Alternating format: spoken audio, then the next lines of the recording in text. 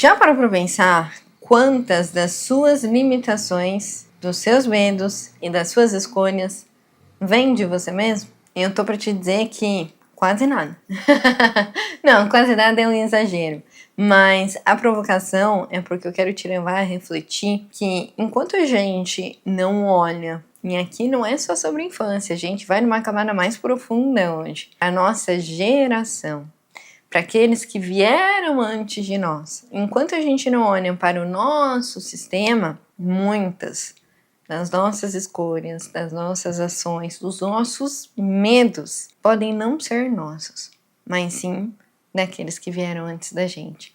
É como se todos estivéssemos realmente conectados numa fotografia ou em um quebra-cabeça.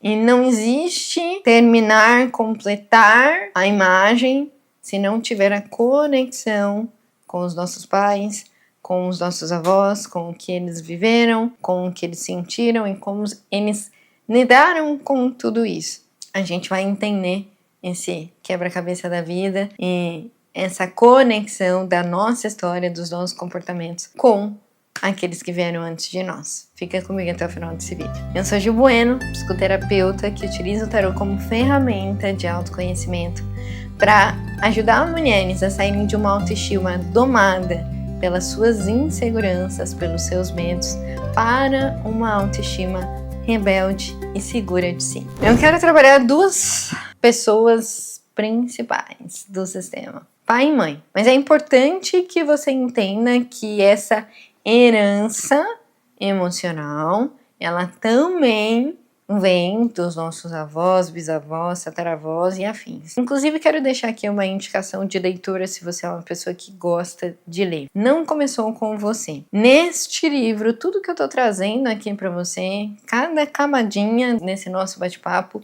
é extremamente aprofundado. E ele conta várias histórias de pacientes dele. Vou trazer uma na prática, eu gosto de prática, né? Um paciente chegou até ele que todos os dias, eu não vou me recordar agora exatamente o horário, mas por exemplo, todos os dias às 4h20 da manhã, esse paciente acordava com medo, com muito medo, e ele tinha medo de voltar a dormir. Foi de uma forma totalmente aleatória que essa situação começou a acontecer e se repetir com uma constância, e isso estava gerando sofrimento extremo para esse paciente. Então, quando eles começam o acompanhamento terapêutico, né, depois de algumas sessões, todo o processo, o que foi se identificado? O avô deste paciente, na guerra, morreu porque dormiu. Esse avô tinha participado da guerra e estava muito frio.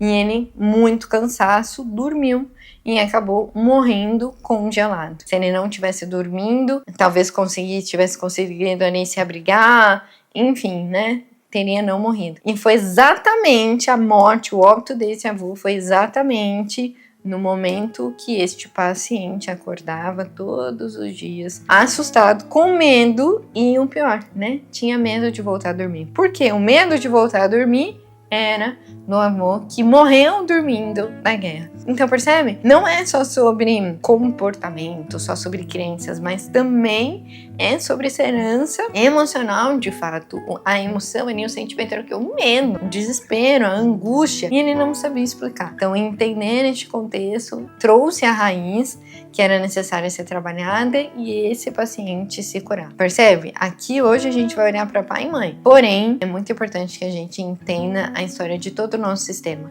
Às vezes um comportamento seu tá sendo para honrar um medo, uma insegurança, uma injustiça em relação ao tio, a um primo, enfim. Sempre é importante a gente entender a história da nossa família. Quando a gente está olhando para referência de mãe é o nosso primeiro contato de amor e de relacionamento quando a gente vem para o mundo. Então, a mãe é responsável por nos nutrir emocionalmente falando. Eu vou trazer outra metáfora. Imagina que a vida é um rio. A mãe é a água que flui através dos sentimentos, que flui através da emoção e que tem este papel de nos nutrir neste lugar. Ela nos dá um alimento, ali o leite materno, ok? Mas que até este momento deve né, ou pelo menos deveria, ser regado de amor, de conexão entre mãe e bebê. Existe inclusive a terapia do olhar neste momento da amamentação. Então a nossa conexão com a mãe, ela vai refletir muito sobre a nossa forma de se relacionar com as pessoas, sobre a forma com a qual a gente nos sente amada, porque inclusive até um determinado período da nossa vida a gente nem sabe que nós não somos a nossa mãe.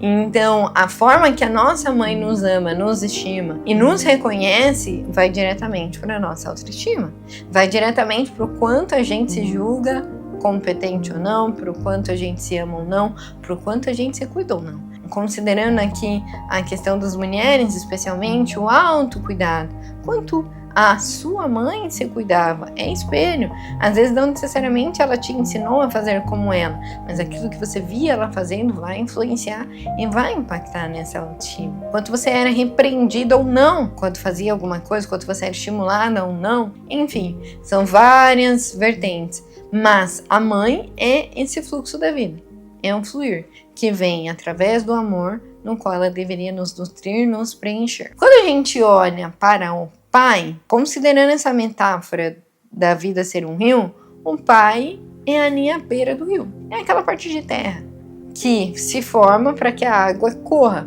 Então o pai é responsável por quê? Por segurança. Se o pai foi aquele pai presente, que estimulava, que gerava confiança, que trazia palavras de afirmação, que de fato ouvia, direcionava a criança, este pai deu a autoconfiança. Inspirou você a ter autoconfiança. Se era um pai ausente, que é o caso de muitas pessoas, né? Muitas pessoas nem chegam a conhecer o pai, infelizmente, é uma realidade. Além de não ter a autoconfiança, você desenvolveria um mecanismo de defesa que pode, muito provavelmente, falando aqui, né, de mulheres especialmente, elevar a tua energia masculina. Por quê? Eu não sei equilibrar o feminino com o masculino. Eu preciso ser enérgico o tempo todo para poder me proteger, para poder dar segurança que eu não recebi do meu pai. Então, é aquela mulher que tem um perfil de executora, que é extremamente independente, que não aceita ajuda, que tem dificuldade de pedir ajuda, que tem o trabalho como prioridade, que é workaholic. Isso tudo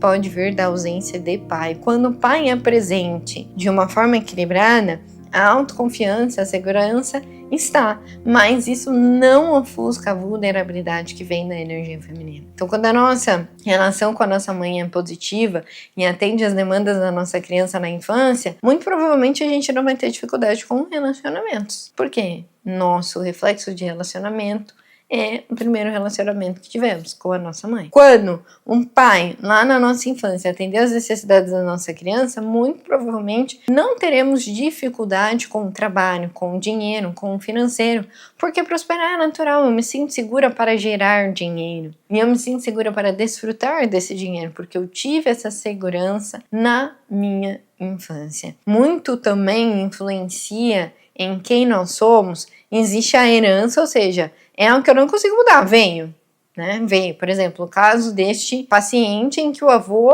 esteve na guerra. Ele pôde mudar depois que tomou consciência, mas não é algo que ele aprendeu depois que nasceu, isto já veio de herança, isso já foi uma herança emocional. Então não foi que ele viu a mãe e o pai fazendo, aí ele aprendeu, criou uma crença, comportamento, um mecanismo de defesa.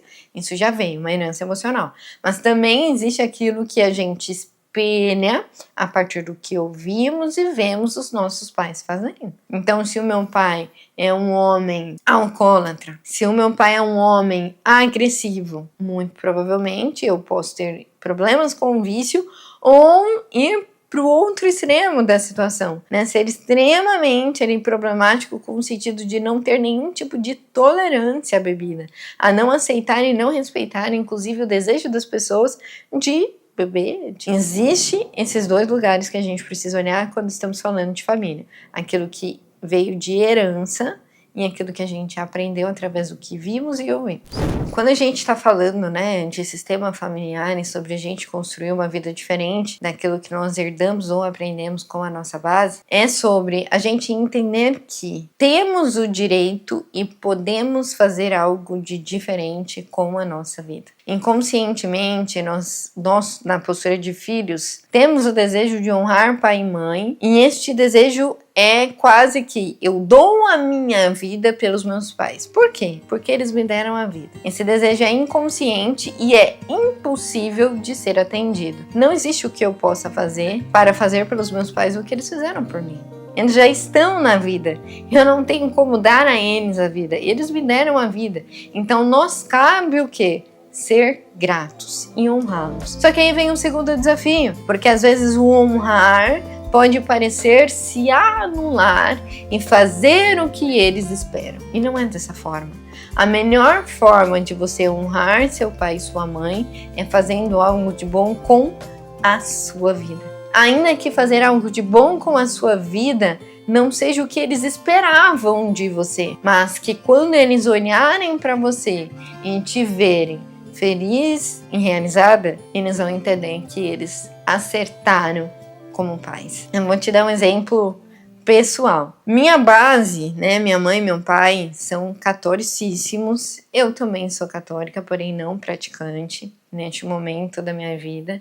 Gosto mais de dizer que nesse momento estou espiritualizada, né? Nunca deixei de perder o meu contato ali com Deus, mas não frequento a religião. Mas a base sempre foi católica. Ou seja, dentro da Igreja Católica, por falta de conhecimento, o tarô é julgado como algo ruim, como algo de espiritual, magia, ocultismo, enfim. E essa sempre foi a minha base. Eu tinha muito medo do tarô.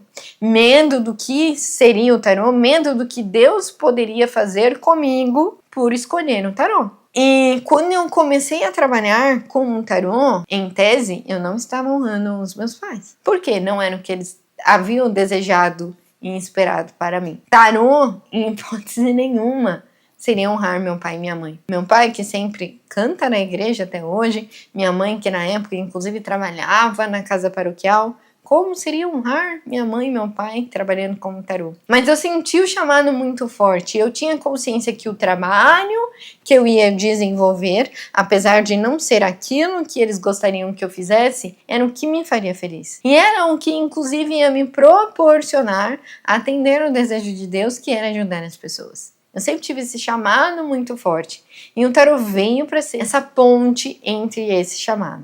Então, quando eu comecei a trabalhar como taróloga, meu pai até que ok, né? Veio da Bahia, lá na Bahia, essa coisa de energia mais intensa, então ele não entendia muito bem o meu trabalho, mas também não tinha tanta coisa assim como tarô, porque ele já sabia mais ou menos o que funcionava. Minha mãe já, ai, minha filha, eu imagino você com um tumbante na cabeça e uma bola de cristal na mesa. Mãe, não é assim. E nesse primeiro momento eu tive apoio? Claro que não. Inclusive, minha mãe chegou a verbalizar um dia, com todo respeito, mas ela disse: eu não gosto do que você está fazendo. Eu sabia do que eu estava fazendo.